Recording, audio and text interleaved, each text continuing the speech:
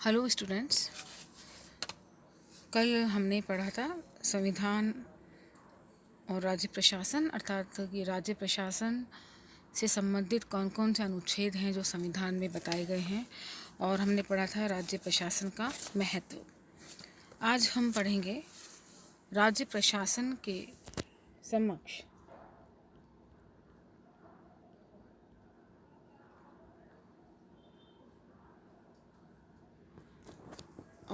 राज्य प्रशासन के समक्ष आने वाली चुनौतियाँ।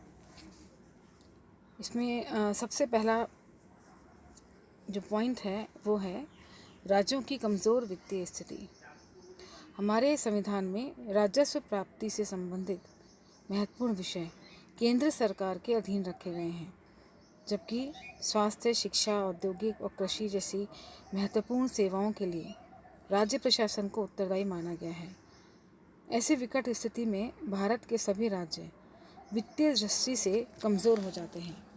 इसी कारण राज्यों को केंद्र से सहायता, अनुदान, ऋण आदि के लिए निरंतर संघर्ष करना पड़ता है, और राज्यों की यही कमज़ोर वित्तीय स्थिति उन्हें कल्याणकारी योजनाओं के क्रियान्वयन में असहाय बना देती है।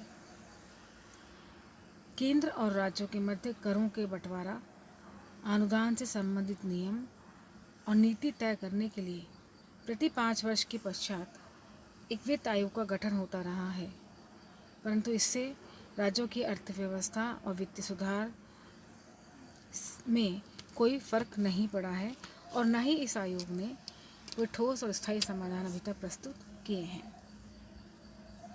दूसरा है संघीय स्तर पर राजनीतिक अस्थिरता।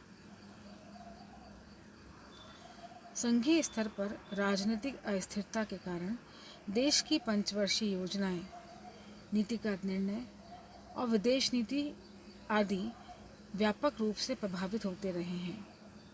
ऐसी स्थिति में जबकि केंद्र ही राजनीतिक दृष्टि से कमज़ोर हो, तो राज्यों का विकास कैसे हो सकता है? इस जटिल प्रश्न का आज तक भी समाधान नहीं हो पाया है कि भारत में केंद्र और राज्यों में अलग अलग मान्यताओं वाली जब राजनीतिक पार्टियां वहाँ होती हैं, तो यह समझ नहीं पाता कि आपसी सामंजस्य केंद्र और राज्य में कैसे स्थापित किया जाए। तीसरी सबसे बड़ी चुनौती जो राज्य प्रशासन के सामने देखने को मिलती है वो है बढ़ती हुई आतंकवादी घटनाएं। बिहार, असम, नागालैंड, मिज़ोरम आदि कई ऐसे राज्य हैं जो लगातार आतंककारी गतिविधियों से जूझ रहे हैं। जम्मू कश्मीर, पंजाब आतंकवाद के गढ़ हैं और प्रशासन के लिए गंभीर चुनौतियां उत्पन्न कर रहे हैं। आतंकवाद से निपटने के लिए राज्य प्रशासन को अपना सारा ध्यान गृह विभाग पर ही केंद्रित करना होता है, जिसके परिणाम स्वरूप राज्य का विकास और लोक कल्याणकारी योजनाएं प्रभावित होती हैं। राज्यों में आतंकवादी गतिविधियों के अतिरिक्त राजनीतिक दलों के द्वारा किया जाने वाला बंद, घेराव, प्रदर्शन, सांप्रदायिक दंगे आदि चीज़ों से भी प्रशासन तंत्र प्रभावित होता है।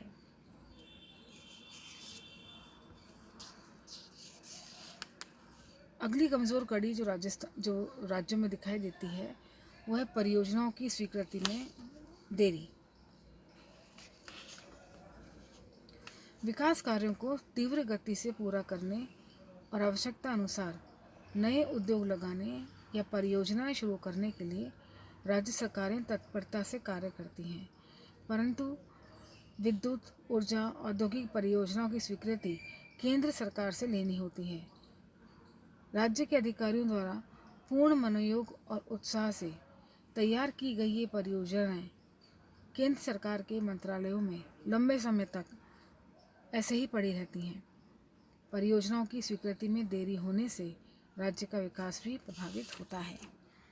तो इन सब कारणों से राज्यों में विकास की गति सामान्यतः केंद्र की तुलना में धीमी होती है, क्योंकि राज्यों को इन सब कार्यों के लिए केंद्र से परमिशन लेनी होती है, स्वीकृति लेनी होती है, जिसमें सामान्यतः देरी हो जाती है। तो विकास के कार्यों में ये राज्य अक्सर पिछड़ जाते हैं। अब आता है राजस्थान का एकीकरण। किन किन चरणों में राजस्थान का एकीकरण किया गया, इसे हम समझेंगे। 1945-46 में राजपूताना क्षेत्र की रियासतों में एकीकरण की हलचल उत्पन्न होने लग गई थी। उस समय राजपूताना में छोटी बड़ी 22 रियासतें थीं, जिसमें 30 वर्ग किलोमीटर में फैली लावा जैसी छोटी रियासत भी थी। इसमें जयपुर, बीकानेर, जोधपुर, उदयपुर, अलवर, भरतपुर, कोटा, झालावाड़,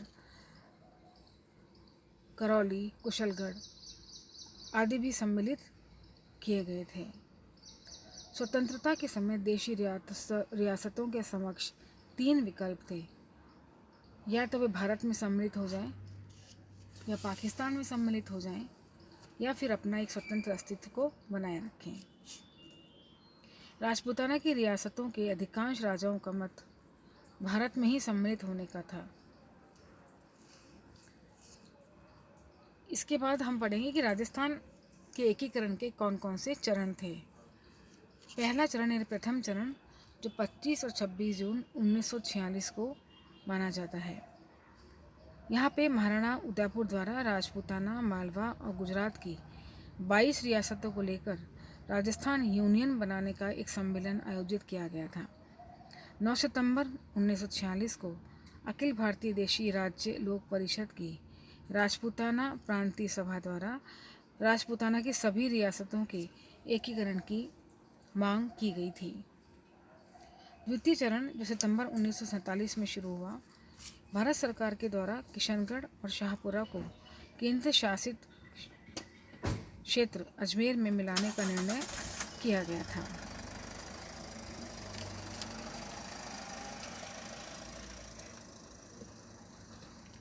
तृतीय चरण, जो 20 जनवरी 1948 को प्रारंभ हुआ, इस समय अखिल भारतीय देशी राज्य लोक परिषद की राजपूताना प्रांतीय सभा ने पुनः राजपूताना एकीकरण और राजस्थान निर्माण की मांग की और 1 फरवरी 1948 को राजपूताना की दांता, ईडर और विजयनगर रियासतें पश्चिमी भारत और गुजरात एजेंसी को हस्तांतरित हो गई थीं।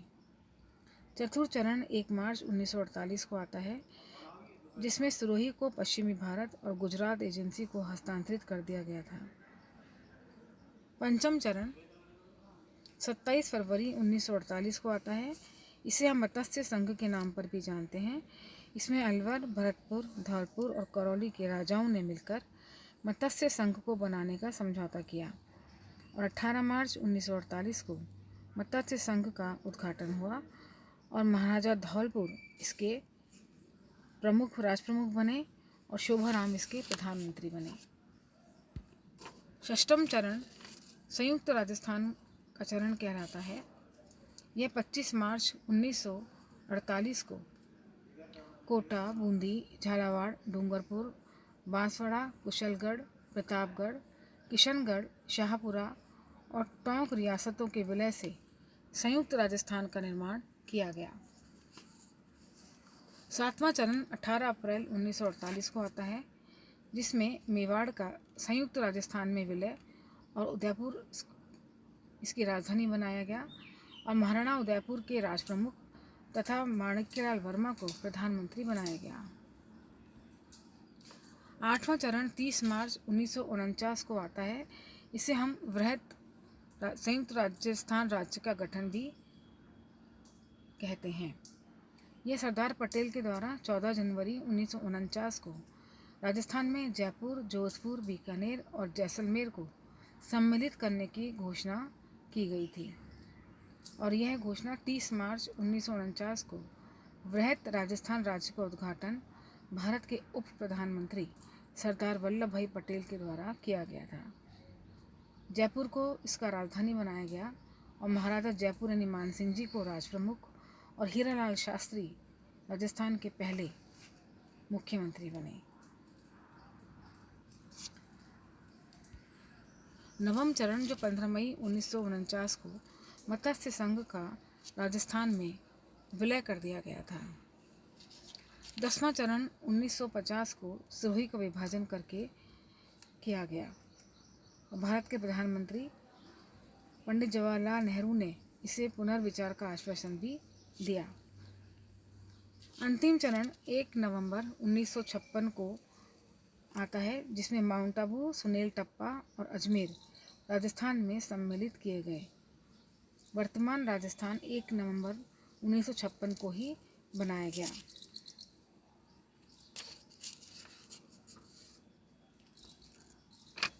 ये था आज का विषय। अब कल हम राजस्थान राज्य में राज्य प्रशासन कैसे काम करता है इसके बारे में जानकारी लेंगे।